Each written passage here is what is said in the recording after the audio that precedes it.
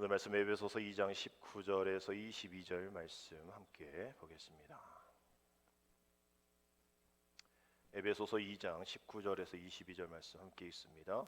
그러므로 이제부터 너희는 외인도 아니요 나그네도 아니요 오직 성도들과 동일한 시민이요 하나님의 권속이라. 너희는 사도들과 선지자들의 터 위에 세우심을 입은 자라. 그리스도 예수께서 친히 모퉁이 돌이 되셨느니라. 그의 안에서 건물마다 서로 연결하여 주 안에서 성전이 되어가고 너희도 성령 안에서 하나님이 거하실 처소가 되기 위하여 그리스도 예수 안에서 함께 지어져 가느니라. 아멘. 할렐루야. 오늘은 두 가지 생일이 함께 있는 기념주일입니다. 올해 마지막 날인 31일이 우리 충만한 교회가 설립된 지 44주년을 기념하는 그런 날, 오늘 기념주일이고요. 우리 감리교회의 생일이죠. 1738년 5월 24일 올드스케일 거리에서 회심하여서 웨슬리 목사님이 우리 감리교회를 시작하게 된 우리 감리교회 생일이기도 합니다. 우리 권사님 가정도 또 우리 집사님 가정도 오늘 생일인 분도 계시는데 우리 개인적인 생일뿐만 아니라 우리 감리교회 생일 또 우리 교회의 생일이기도 합니다. 우리 감리교회를 창시한 웨슬리 목사님이 우리 교회를 또 이렇게 정의를 내렸습니다. 신실한 사람들의 회중이다. 우리 교회를 그냥 건물로만 보지 않고요, 사람으로 보고 그 사람이 모여있는 회중을 교회라 이렇게 여겼던 것이죠. 그래서 웨슬리 목사님들 설교하면서 교회란 무엇입니까? 라고 물어보면 교회란, 보편적인 교회란 건물이 아니라, 건물로서만이 아니라 하나님께서 세상으로 불러낸 그 우주 안에 있는 모든 인격들이 교회다라고 그의 일기와 설교를 통해서 우리에게 많이 알려져 있는 것이죠. 이 말씀이 고린도후서 6장 16절에 있는 말씀입니다. 우리 말씀 한번 같이 읽겠습니다. 하나님의 성전과 우상이 어찌 일치가 되리요? 우리는 살아계신 하나님의 성전이라. 이와 같이 하나님께서 이르시되 내가 그들 가운데 거하며 두루 행하며 나는 그들의 하나님이 되고 그들은 나의 백성이 되리라. 아멘. 우리를 뭐라 부르고 있죠? 살아계신 하나님의 성전이라. 우리 앞에 계신 분과 함께 이렇게 인사합시다. 당신은 살아계신 하나님의 성전입니다. 옆에 인사합니다. 당신은 살아계신 하나님의 성전입니다. 우리 자신을 가르쳐 나는 하나님의 거룩한 성전입니다. 자신을 가르쳐 나는 하나님의 거룩한 성전입니다. 고린도서 3장 9절에 이렇게 말씀이 있죠. 우리는 하나님의 뭐요? 동역자들이요. 너희는 하나님의 밭이요 하나님의 집이다. 전체를 이렇게 한번 묶을 수 있을 거예요. 우리는 살아계신 하나님의 성전이고 하나님의 동역자들이고 하나님의 밭이고 하나님의 집이다. 따라서 우리 교회란 어떤 예배를 드리기 위해 지어진 건물로서만 존재하는 것이 아니라 하나님께 예배 드리기 위해 모인 그런 사람들의 회중이고 그 한 사람 한 사람이 다 하나님의 거룩한 성전이다라고 얘기하는 거예요. 이것이 중요한 것이 건물이 아니라, 건물로서만이 아니라 그 하나님을 기억하고 하나님을 영광 올려드리는 그 회중이라면 교회가 어떤 것에 우리가 더 관심을 갖고 더 기울여져야 하는가에 따라서 분명히 그 실체와 인식이 달라지게 됩니다. 우리 이전에 교회는 건물로만 늘 생각을 해왔던 거죠. 그래서 한국교회가 분명 성장한 그런 결과가 있을 겁니다. 그러나 너무 여기에 집중하다 보니까, 너무 이 프로그램에 집중하다 보니까, 너무 이 제자 양육에만 집중하다 보니까 그 거룩한 하나님의 성전인 한 사람 한 사람에 대해서 놓치던 그런 부분들이 있던 거죠. 그래서 이 건물로만을 생각하니 교회는 조직, 교회는 출석, 교회는 재정, 이것이 우선이 되어진다 하는 그런 것에 이끌려서 교회의 그릇된 정체성을 갖게 된 겁니다. 교회는 앞서 말씀드린 것처럼 하나님의 전, 동역, 밭, 집, 이 모든 것들이 그 하나님의 은혜 안에 있는 실체인데 보이는 실체에 대해서는 많은 관심을 가졌지만 보이지 않는 실체에 대해서는 바르게 인식하지 않았기 때문에 많은 어려움들이 있었던 것이죠. 교회는 건물로만, 어떤 철골 구조로만 형성되어지는 것이 아니라 믿음으로 형성되어지고 사랑으로 연합하고 소망으로 전진하는 그런 부르심을 받은 그리스도 예수 그리스도의 공동체라는 것을 우리가 이제부터라도 더 인식하면서 살아야 합니다. 그래서 우리가 받은 그 은혜대로, 또 또 그 받은 달란트 은사대로 각자의 섬김과 역할을 잘 감당해야 한다라는 것이죠. 하나님 우리에게 주신 사명이 분명 있을 겁니다. 그래서 섬기고 사랑하고 돌보고 나누라는 그런 목적 가운데 어떤 분들은 다섯 이 손가락 하나하나를 기억하면서 우리 교회의 사명들을 기억하자라고 얘기를 하더라고요. 마지막 새끼손가락을 통하여서 약자를 잘 돌보고 있죠. 그다음에 이 결혼, 우리 이제 토요일에 결혼할 텐데 결혼 반지를 끼잖아요.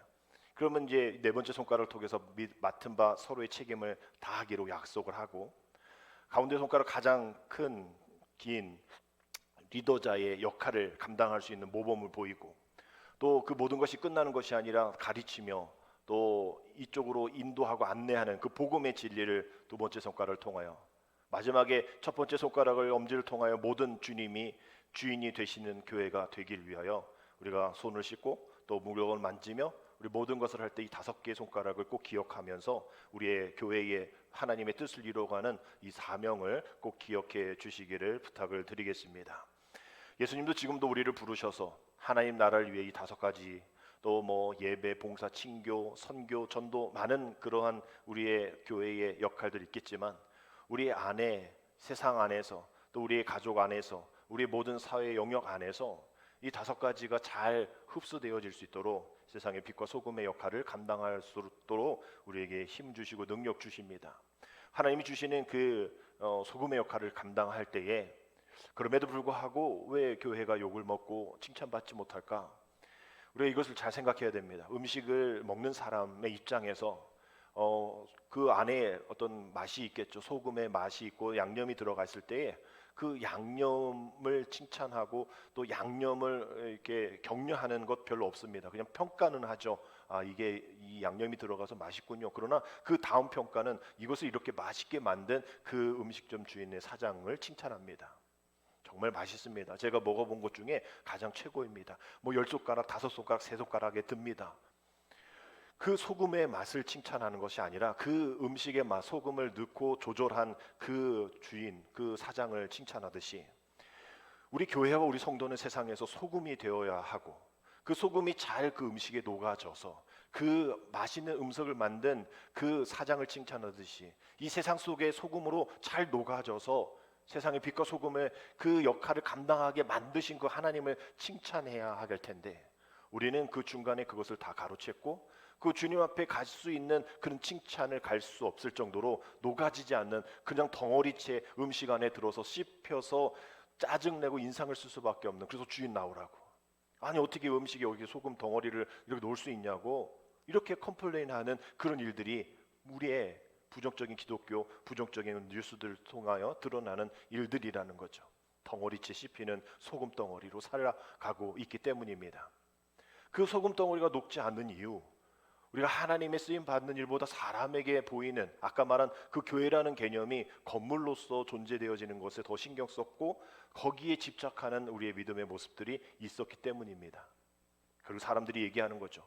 당신이 얘기한 것처럼 정말 살아계신 하나님의 성전이 너라면서, 하나님의 집이라면서, 하나님의 밭이라면서, 근데 이렇게 문제가 많아? 내가 볼 때 너는 아닌 것 같은데? 아, 내가 볼 때 이 교회는 그런 것 같지 않은데? 내가 볼 때 이런 교회, 이 교회는 맨날 싸운다고 얘기하던데? 도덕적으로 완벽해야 되는 거 아니야? 교회라면? 라고 우리에게 이야기할 수 있을 거예요. 완벽하지 않다고. 너네만은 좀 달라야 되지 않아? 라고 우리에게 완벽을 요청할 수 있을 겁니다. 그럴 때에 우리가 그 사람들하고 싸울 필요가 없는 거예요. 언성 높일 필요가 없습니다. 네, 맞습니다. 맞는 말입니다. 이 세상에 어떤 교회 성도 완전하지 않죠. 저도 완전하지 않습니다. 라면서 한마디를 더 해야 되는 거죠. 아직 우리가 공사 중이기 때문입니다. 라고 얘기하면 조금 그거에 대해서 누그러지고 또 다음 대화가 이어지는 거예요. 싸우고 뭐 나는 안 그런데 왜 그러냐, 이건 일부야, 일부 목사야, 일부 교회야 라고 얘기할 필요가 없는 거예요. 인정할 건 인정하고, 완전하지 않으니까, 아직 우리는 공사 중이니까. 옆에도 지금 청소년센터 앞에 아파트 짓고 있잖아요. 아직 입주도 안 했는데 왜 여기에 가구가 없냐, 왜 여기에 뭐 도로가 왜 없냐, 왜 여기 뭐가 없냐라고 물어보는 거가 똑같은 이치이니까. 그렇게 물어보는 사람 이상한 사람이잖아요. 언젠가 완성될 날, 궁금하면 옆에 조감도 실제도 있으니까 이거 보세요라고 얘기하면 되죠. 그러나 아직 이렇게 완성되어지지 않았고 2026년에 완성되어지니까 그때 이렇게 될 거예요 라고 얘기하면 되어지는 거죠. 아직 완성될 날이 이루어지지 않았기 때문에. 우리 믿어 갓난아이잖아요. 그러나 인격체잖아요. 그러나 저 인격체를 성숙한 인간이라 보지는 않죠. 성장의 과정을 거쳐서 부모의 애씀과 또 배움과 또 사회적인 경험을 통해서 온전한 인격체로 자라가는데, 여러분도 나이 많이 드신 여러분 아직도 온전한 인격체로서 나는 좀 부족해라고 하시는 분도 많이 계시잖아요. 여전히 우리도 영적으로도 마찬가지입니다. 인생을 집짓기로 비유하잖아요. 이래서 이렇게 몇 세 이렇게 얘기하는데, 우리 영적인 그러한 모습으로 보면 아직 우리는 기초 단계에 있는 그런 사람들입니다. 44년 된 우리 교회도 마찬가지인 거죠. 지붕 올리고 다 하고 건물로서는 완벽할지 몰라도 여전히 기초공사 단계에 마친 기둥 정도 쌓고 있을까요? 이러한 정도의 교회의 힘을 우리가 인식하고, 아직도 노력과 아직도 시간과 아직도 많은 애씀과 돌봄이 필요한 교회다, 또 목사다, 성도다라고 인정을 해야 합니다. 완벽한 교회 없습니다. 못할 것 같으니까 핑계대는 것이라 얘기할 수 있을지 모르겠지만 우린 그것을 꿈꿔 나가는 거죠. 완벽한 교회를 꿈꾸고 있지만 그 완벽은 주님이 오실 때라만 가능한 일인 것이죠.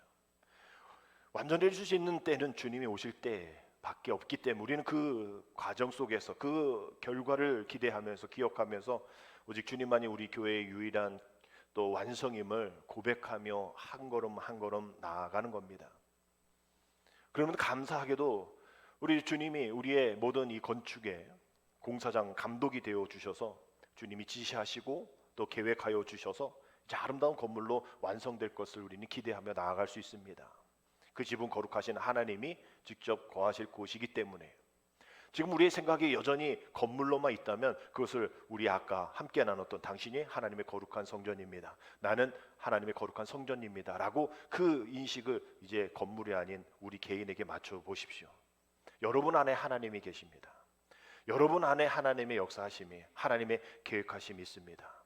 여전히 부족하고 여전히 도움이 필요하고 여전히 기담이 필요하지만 우리가 기대하고 기억해야 될 것은 아직 성장 중이고 아직 공사 중이다라는 것을 기억하십시오.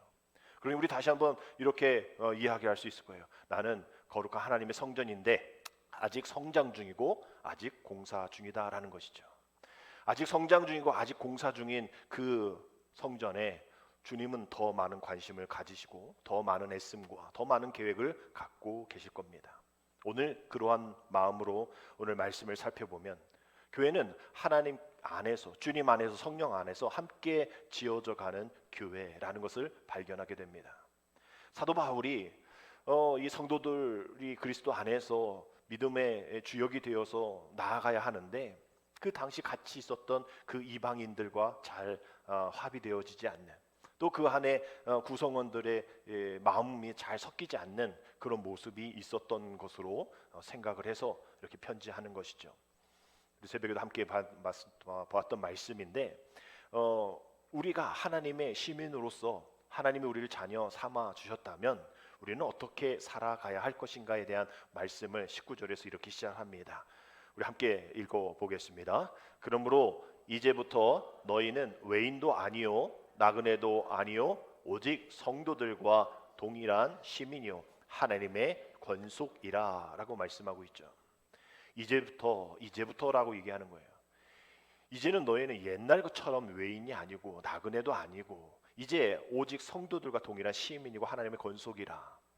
그 안에 있는 이방인들에게 하는 이야기, 즉 지금 우리가 살고 있는 2025년 살고 있는 이방인과 같은 우리에게도 하는 말씀이죠. 이제부터는 너희들 이방인으로 살지 마라. 나그네로 살지도 말고 외인으로 살지 말아라. 너는 이 성도들과 동일한 시민이고 하나님의 권속이다라고 얘기를 합니다. 이전에는 아무 의무, 권리를 행할 수 없는 약간 불법 체류자 같은 그런 나그네 신분으로 그냥 두렵게 숨어 살았지만 이제는 하늘나라의 시민으로서 당당한 의무 또 당당한 권리를 가진 자로서 부르심 받은 자들이다. 이것을 기억해야 한다라고 이야기하는 것이죠. 하나님부터 권리를 받았다면 그 나그네로 살지 말고 이제 주인 되어서 진정한 시민권자 되어서 하나님의 권속되어서 믿음으로 책임감 있고 있게 살아야 한다라고 얘기를 하는 겁니다. 우리의 모든 삶에서, 우리 인생에서, 우리의 사역 안에서 손님으로 살아가느냐 또 주인으로 살아가느냐 하는 문제는 근본적인 우리 삶의 태도를 다르게 만들어 놓습니다. 만약 우리 교회, 우리 9월에도 우리 여성교회 우리 개사회를 우리 교회에서 진행하게 될 텐데 늘 분기마다 다른 교회 개사회 가지 않아요. 갈 때 뭐 신경 씁니까? 뭐 시간 맞춰서만 가는 되는 일이죠. 근데 우리가 9월 안에 우리가 준비해야 될 우리들의 이 모습은, 자세는 그렇지 않죠. 시간 되면 가는 그 모습이 안 됩니다. 며칠 전부터 오늘도 점심 맛있게 준비해 주시는데 여성교회가 또 저는 고기 사러 또 하남까지 코스트코 갔다 왔단 말이에요. 이건 뭐 그냥 시간 맞춰서 갈 수 있는 그러한 사역들이 아니잖아요. 미리 준비하고 미리 잘 청소하고 받아들이고 준비하고 또 저는 뭐 설교를 준비해야겠죠. 이게 손님이느냐 주인이느냐에 따라서 우리의 태도가, 우리의 모습이 다릅니다. 마찬가지죠. 우리 인생은 뭐 나그네 길이라고 유행 강사 뭐 이렇게 노래로 가사도 나와 있지만 우리 삶에서 우리는 나그네로 살아가면 안 됩니다. 그저 스쳐 지나가는 아무 책임감 없는 그런 사람으로 왔다 가서는 안 된다는 거죠. 나그네에게 손님의 책임이 있습니까? 권리가 있어요? 의무가 있습니까? 없습니다. 각자의 책임을 다할 필요가 없는 것이 나그네, 외인이었던 것이죠. 우리 교육자, 평신도, 직분자, 교회학교 어린이까지 자기 위치에서 해야 할 책임이 있다라는 거죠. 그것을 우리는 지어져 가는 교회다라고 얘기를 하는 겁니다. 가정에서도 마찬가지죠. 사회에서도 마찬가지입니다. 우리 예배가, 우리 삶이 아까 말씀드린 것처럼 건물로만이 예배가 아닌, 건물로만의 교회가 아닌 우리가 하나님의 거룩한 성전이라면, 아직도 성장되어지고 또 건축되어져야 할 그 교회라면 우리가 있는 곳에서 최선을 다하는 나그네고 외인이 아닌 하나님의 권속 또 성도가 되어지는 그런 마음으로 우리가 한 사람 한 사람을 격려하고 함께 책임지며 그 일들을 함께 이루어져 가야 한다라는 것이죠. 책임 전가는 있으면 안 된다라는 겁니다.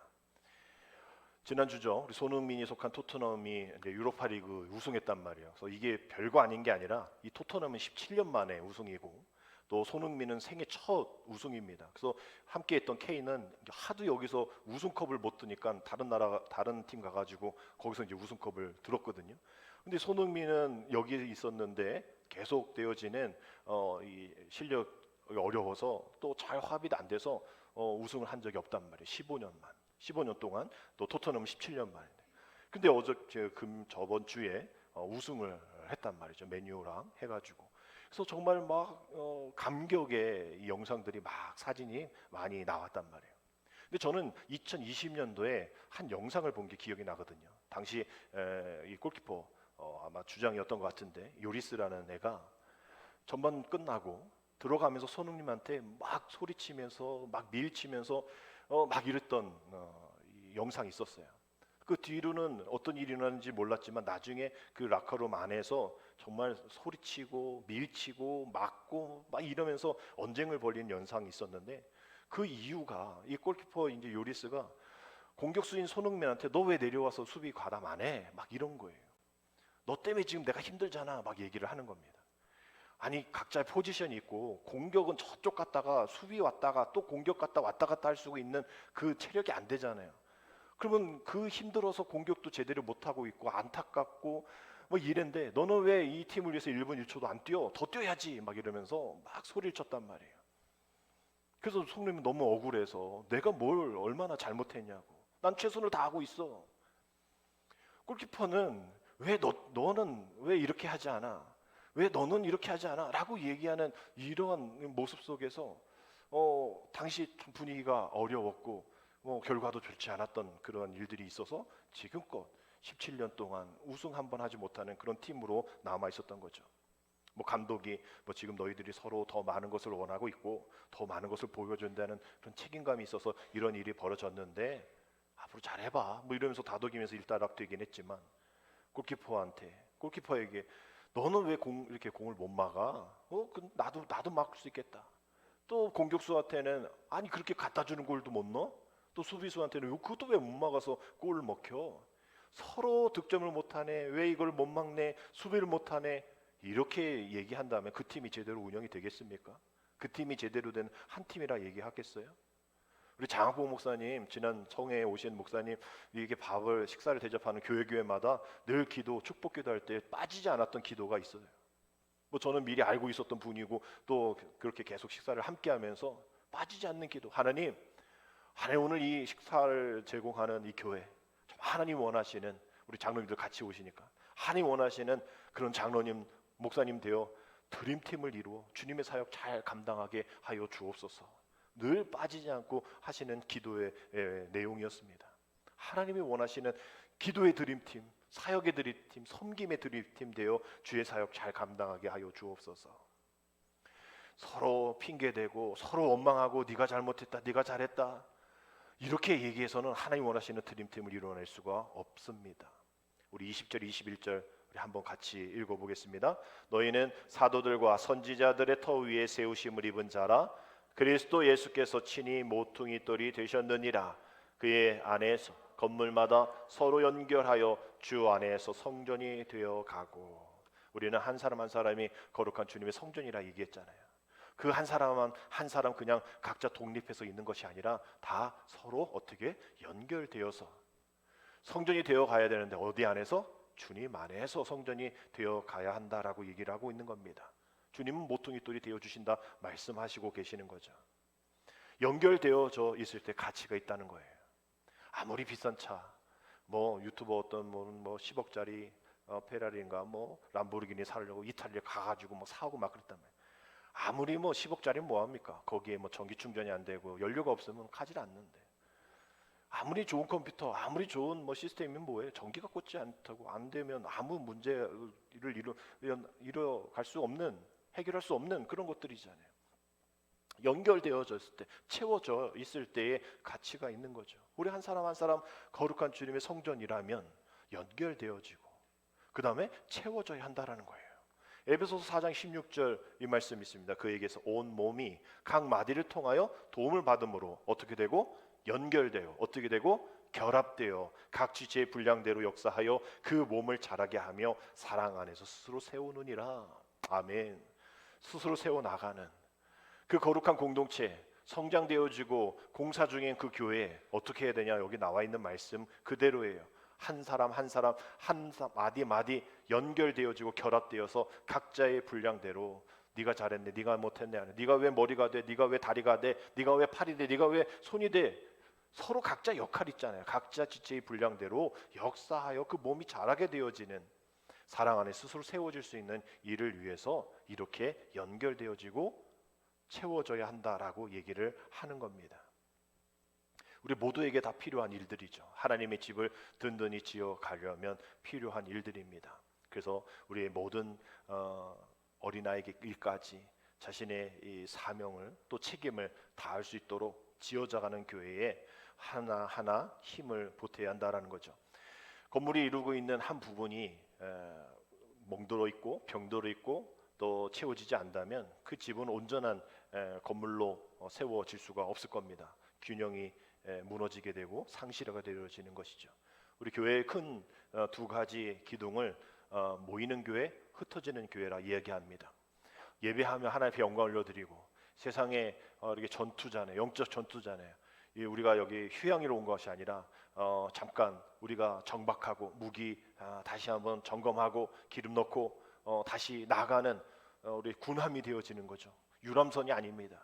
그래서 우리는 모여서 열심히 기도하고 한 주 동안 내가 주님 앞에 회개할 일들 또 다시 점검받아야 될 일들을 주님 앞에 말씀으로 기도와 찬양으로 영광 올려드리고 다시 한번 회개하는 마음으로 돌아가서 그냥 끝이 아니라 그냥 일주일에 한 번만 이러는 것이 아니라 이 세상에서 이제 모이는 교회였다면 흩어지는 교회돼요. 모이는 예배였다면 이제 흩어져서 우리의 삶의 영역에서 예배가 되어지는 일을 위해서 이 균형이 맞아야 되는 거예요. 균형이 맞지 않으면 기울어질 수밖에 없고 기울어질 수밖에 없으면 무너지게 되어지는 겁니다. 그리고 204장인가요? 그래서 잘 짓고 잘 짓세, 우리 집 잘 짓세라 찬양하잖아요. 기울어지게 되어지면 한쪽이 무너지게 되어지고 모이는 교회만 열심히 하면 그런데 세상에서는 저 사람이 교회 다니는지 저 사람이 교회에 무슨 일을 하는지도 모르는, 오히려 세상에서 손가락질 받는 일, 또 세상에서는 또 잘하는데 또 교회 안에서는 또 제대로 못하는 사람들, 이런 것이 아니라 하나님의 집 든든히 서기 위하여 건물로서 또 구성원으로서 인격체로서 모이는 교회 또 흩어지는 교회, 이 두 개의 균형이 잘 맞춰져서 성실한 또 충성된 책임 있는 우리 모두가 되어야 될 줄 믿습니다. 다른 사람 볼 거 없어요. 내가 그래야 됩니다. 다른 사람 핑계하고 원망할 필요 없습니다. 내가 내 임무, 내 책임 다하면 되어지는 것이죠. 그래서 22절에 이렇게 되어 있습니다. 같이 읽습니다. 너희도 성령 안에서 하나님이 거하실 처소가 되기 위하여 그리스도 예수 안에서 함께 지어져 가느니라. 아멘. 함께 지어져 가는 잘 건물로서 또 잘 인격체로서 잘 공동체로서 잘 건물 또 사람 또 우리의 재정 우리 모든 것들이 다 하나님 은혜 가운데 잘 이루어질 수 있는 것을 제대로 바라봐야 하고요. 또 그 일들이 일어나기 위해서 우리는 신경 써야 합니다. 요즘 헬스 플레저라는 그런 단어로 얘기를 할 때에 건강도 즐겁게 추구를 해야 한다라는 소비 심리로 이 단어를 많이 씁니다. 대표적인 게 음료업계에 나온 제로 슈거인 것이죠. 제로 콜라, 뭐 제로 사이다, 뭐 제로 맥주도 있고, 뭐 다 제로 과자부터 해가지고 식음료 어디에도 제로라는 게 안 붙어 있는 게 없을 정도로 아주 큰 시장이 되었죠. 저도 뭐 제로 음료 선호해가지고 뭐 주변에서 그거 좋지 않다 막 얘기하는데 정말 뭐 얘기 들어보니까 뭐 하버드대나 뭐 일리노이 대학에서 연구한 거 보면 이게 조금은 괜찮지만 계속 장기적으로 또 여러 번 이것을 섭취하게 되어지면 분명히 거기에는 뭐 3%밖에 없어서 0으로 말하지만 분명히 설탕 대체되어지는 다른 인공 감리료가 있기에 뇌의 보상 회로를 건드려서 나중에 더 먹게 되어지고 뇌에 더 교란을 해서 인슐린을 부르게 하는 그런 일. 그래서 더 나중에는 더 어려운 일들이 또 건강에 해치게 되어지는 일들이 있을 거다라고 연구 결과를 발표를 한 결과를 봤죠. 그래서 결국은 단맛 같은 단맛은 있지만 그것에 걸맞는 에너지원이 그 안에는 없는 겁니다. 더 뇌는 만족해 주지만 뇌를 착각하게 만들지만 달구나, 내가 좋구나, 기쁘구나 뭐 이런 것으로 착각하게 만들지만 뇌를 그럼 몸은 망가뜨리는 그러한 일들이라는 거예요. 그래서 뭐 소량을 섭취하는 거에 문제는 없지만 계속되어지는 것 속에서는 뇌의 착각을 일으킬 수 있는 그러한 교란의 인슐린이 많이 분비가 된다라는 경고를 하는 것이죠. 그래서 많은 분들이 이야기합니다. 그럼 우리 교회를 신앙을 되돌아보면 제로 성도, 제로 교회는 없을까? 뭔가 신앙의 단맛을 즐기고는 싶지만 그 책임과 헌신은 부담스러워서 그 성도, 그 교회, 그 모든 일들이 그 제로 슈거의 그 뇌가 착각을 하듯이 내가 잘하고 있구나, 내가 성도의 사명을 감당하고 있구나라는 것을 아님에도 불구하고 착각하게 만들어서 그 착각의 시스템으로 나중에 내 믿음, 내 모든 이 교회 구성원들의 시스템들이 규모를 이루어내는 그러한 위험성이 있진 않을까라는 생각을 해보게 되었어요. 제로 교회, 제로 성도, 뭔가 있는 듯 없는 듯, 그러나 결국 나중에는 문제가 되어질 수 있는 현실 지금에만 만족할 수 있는 우리의 착각들, 결국 우리 이렇게 착각된 신앙 생활을 통해서 정말 거룩한 하나님의 성전이 되어져야 할, 계속 공사 중이고 계속 건축되어지고 계속 잘못된 부분을 고쳐 나가야 할 우리가 이제는 괜찮아, 다 지었어, 완성이야 라고 얘기하는 착각 속에 있지는 않는가라는 생각을 해보게 되어지는 것이죠. 그래서 결국은 그 착각으로 해서 우리의 책임이 피곤함으로 우리 함께해야 그 코이노니아 그 교제가 내 생활의 우선순위가 되어지는, 상도들과 함께 교류가 아닌 함께 교제가 아닌 그것이 오히려 필요가 되어지는 그런 일들이 일어나고 있다라는 거예요. 대형 교회 또 큰 교회 목사님들 얘기를 들어보면 사람들은 좀 많이 늘었대요. 우리 한국 감리교회 또 기독교도 이렇게 토탈 보면 뭐 성도들은 많이 줄었는데 재정은 많이 늘었다라는 그런 결과가 있습니다. 뭐 무슨 이유인지는 잘 모르겠지만 하여튼 이름 없는 사람들 또 익명성을 가지고 있는 이들, 그 사람들에게 뭔가 사명을 맡기면 다른 교회를 가기도 하고 익명성을 요구하면서 그저 교회만 다니겠다라고 얘기하는 사람들이 너무나 많아서 우리 함께 식사 당번 또 청소 당번 하실 분들 좀 오십시오 하면 아무도 오지 않아서 어쩔 수 없이 외주 업체를 통해서 청소와 또 식사를 제공하고 돈을 지불한다라고 얘기를 하더라고요. 그러면서 얘기합니다. 어느새 이름 모를 관객들로 가득한 무대가 되었다. 오히려 뭐 몇천 명 뭐 되어지는 교회이니까 성도들 간의 이름도 모르고 뭐 부교육자들 한 30명, 40명 되니까 그게 아니라 그분이 부목사님인지 모르고 그냥 애들을 지나가면 아저씨 얘 좀 혼내주세요 막 이렇게 얘기할 정도로 뭐 이렇게 되어지는 그런 모습들, 뭐 교회의 고민들이 있다는 것이죠. 교회 내 사람들이나 교회 밖 사람들이 모두가 걱정스러운 눈으로 바라보고 있는 이때에, 때론 분노의 눈으로 교회를 바라보고 있을 때에 1600년 전에 아우구스티누스가 교회를 절름발이 교회라고 냉정하게 묘사한 적이 있습니다. 올바른 걸음이 아니라 절름발이 교회, 우리 교회, 또 우리가 함께 사역을 감당해야 될 우리가, 그것이 우리가 책임을 지기 싫어서 피곤해서 다른 사람들에 맡기는 그런 일들이 바로 이 절름발이 교회라는 냉정한 그런 표현인데, 1600년 지난 지금도 우리가 이것에 대해서 아무런 얘기할 수 없는 그런 모습에 우리가 있다라는 거예요. 어떤 분들은 교회를 바라보면서 비난하면서 교회 너무 악취가 나라고 얘기를 합니다. 교회 너무 냄새 난다는 거예요. 세상 냄새 나고 향기가 나고 그리스도의 향기가 나야 된다고 하는데 악취가 나라고 이야기하는 분들도 계십니다. 그러나 이것도 맞는 말이죠. 교회에서 악취가 날 수도 있습니다. 그러나 전도자 루이스 팔라우라는 분이 이런 얘기를 했기 때문에 우리가 이런 얘기를 할 수 있는 거예요. 교회에서 악취가 나죠. 왜? 교회는 걸음이기 때문입니다. 걸음은 쌓아두고 아무것도 안 하면 그 온 동네 주변 아주 뭐 냄새 악취 풍깁니다. 그러나 이 걸음이 골고루 주변에 있는 모든 땅에 넓은 밭에 잘 뿌려지면 풍성한 열매를 맺을 수 있는 그런 큰 기초가 됩니다. 우리들의 교회가 그렇게 흩어지고 그렇게 뿌려지고 그렇게 땅에 녹아지지 못하여서 그저 가만히 있어서 그저 아까 말한 제로 성도 제로 교회가 되어서 잘하고 있는 것처럼 생각하는 그런 모습 속에서 걸음의 역할을 포기하고 그저 뭉쳐져 있으니까 냄새 나는 게 맞죠. 악취 나는 게 맞죠. 그러나 우리는 포기하지 않습니다. 그 걸음의 역할을 감당하고자 세상에 나가 뿌려지고 흩어져서 그 땅을 풍요롭게 만드는 걸음이 되면 됩니다. 우리는 그렇게 해야 됩니다. 포기하지 맙시다 라고 이야기하시는 분 계시다는 거죠.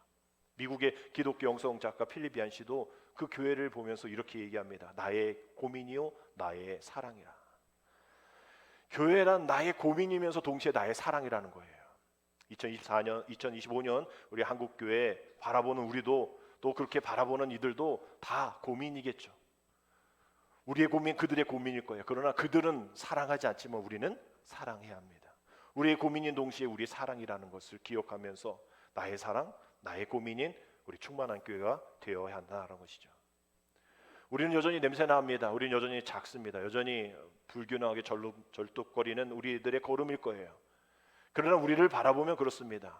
하나님의 성전이 그렇게 절름발이 악취가 나지만 하나님의 성전인 우리, 그 안에 계신 하나님, 우리를 성전으로 삼아 거하시는 하나님은 냄새나지 아니하시고 절뚝거리지 않으시는 온전하시고 거룩하신 하나님이심을 우리가 기억하면서 우리가 하나님의 성전인 우리, 정말 하나님 안에 우리 안에 하나님의 나라가 이루어질 수 있는 일들을 위해서 비록 우리가 냄새나고 절름거리는 우리의 발걸음이 할지라도 우리를 사용하여 주셔서 하나님 나라를 이루어 가시기 위해서 쓰시겠다 하시면 오늘 우리의 삶 속에서 손해보는 일이다 할지라도 피곤한 일이다 할지라도 하나님 나라를 위해서 그 거룩함을 위해서 다시 한번 세상의 비방과 세상의 조롱을 당한다 할지라도 하나님의 손에 붙잡힌 바 된 우리들 다시 한번 그런 거에 신경 쓰지 말고 다시 한번 내 맡은 바 책임을 다하며 각자에게 주신 은혜, 은사, 또 달란트, 부르심의 그 다양한 직분대로 그 일들을 잘 감당하면 되어지는 일인 줄 믿습니다. 오늘 에베소의 말씀을 통해서 바울은 에베소 교회 향한 편지 속에서 참된 교회의 본질이 무엇입니까? 교회의 머리는 누구입니까? 교회의 이상적인 모습은 어떤 것입니까? 교회의 목적은 무엇입니까? 교회의 섬김은 누구이며 그들의 존재 이유는 무엇입니까? 교회가 당면한 영적 전쟁은 무엇이고 어떻게 준비해야 되고 어떻게 싸워야 하며 어떻게 기도해야 하며 이러한 교회의 하나님의 평강과 사랑과 은혜가 어떻게 나타날지 있을지 한번 힘써 지키며 생각하며 애쓰십시오라고 6장밖에 되지 않지만 이 에베소 교회를 향한 말씀이, 교회를 향한 말씀이 가득 담겨져 있습니다. 오직 하나님의 기쁘신 뜻대로 창세전부터 택함받은 주님의 백성들, 주님을 머리로 모신 교회, 한 사람 한 사랑 한 사랑 안에서 혀로 협력하며 도움을 입는 그 우리의 마음, 그런 교회 되어질 때에 하나님을 예배하는 교회, 전파하는 교회, 연합하는 교회, 사랑 안에 성장하는 교회, 협력하는 교회, 세상으로 확대되어지고 파송되어지는 교회, 축복의 통로가 되어지는 교회, 원수와 전투하는 교회, 항상 모든 성도를 위해 기도하는 교회, 하나님과 이웃을 사랑하는 교회, 앞서 우리 함께 찬양했던 이런 교회 되게 하소서라는 그 모든 교회가 우리 충만한 교회가 되어질 수 있도록 하나하나 협력하여 일어나가는 연결되어지는 귀한 거룩한 성전 되어지기를 주님의 이름으로 축복합니다. 이제 설립 44주년을 맞는 우리 충만한 교회가 날마다 살아있는 교회가 되어서 이 땅에 함께 지어져가는 교회로 각자의 책임을 다할 수 있도록 여러분 우리 모든 성도들이 성령 안에서 하나님이 거하실 거룩한 성도 되어서 공사 중이지만 아직 진행 중이지만 완벽한 완전한 그날을 향해서 우리가 주님 안에 함께 지어져가는 그러한 일꾼들 되어 성도들 되어 함께하는 권속들 되어서 우리가 이제는 나그네 외인으로 살아가지 말고 맡겨주신 사명 잘 감당하는 믿음의 주인공들 또 함께 이뤄가는 신앙의 드림팀을 이뤄갈 수 있는 저와 여러분 되시기를 주님의 이름으로 축복합니다. 기도드립니다. 주님 44년 전 우리 교회를 세워주시고 살아계신 하나님의 성전인 교우들을 우리들에게 보내주신 은혜를 감사를 드립니다. 여전히 많이 부족한 우리들이고 우리들의 교회들이지만 항상 살아있는 하나님의 교회가 되기 위하여 눈물로 기도하며 땀으로 힘쓰며 섬기며 또 나누며 애쓰는 주님의 거룩한 백성들이 되어질 수 있도록 하나님 인도하여 주옵소서. 우리 모두 함께 협력하여 주님의 뜻이 이 땅 가운데 이루어지는 귀한 사명을 감당하는 드림팀을 이루어 주시옵소서. 예수님의 이름으로 감사하며 기도드립니다. 아멘.